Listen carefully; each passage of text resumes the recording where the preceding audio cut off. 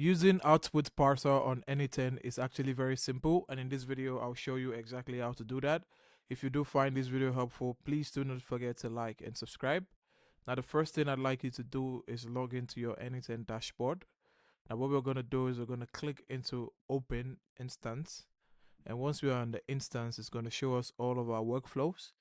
Now we're going to choose the workflow that we want to add the parser for. Now let's say this workflow, for instance, let's trigger it manually, and from here you can decide to use a compatible AI node, which is you can use an AI agent or a basic LLM chain, but let's use an AI agent. You type AI here, it's going to bring AI agents. You click on it. Now it's going to open up a dialog box for you, and you're going to look for this part here that says require specific output format. We're going to click on it,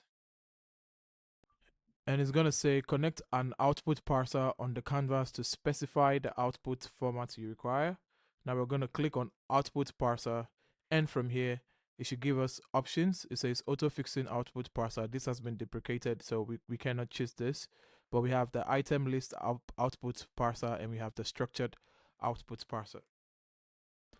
Now the items list output parser is used to return a list of items with a specific length and separator, and it's useful for generating bullet points or numbered lists. So if that's what you want the output to be, you choose this.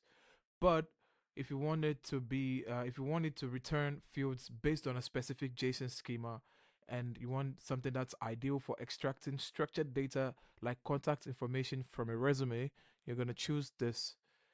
And once you choose this, you have the schema type. You can choose the option to generate from schema example, and you're going to put in the example here, or you can choose to define using JSON schema. So you can define it here, and it's going to pick up automatically.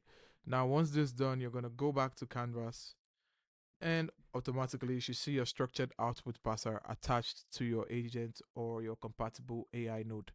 Now that's how to use output parser on n8n. If you find this video helpful, please do not forget to like and subscribe, and I'll see you in the next one.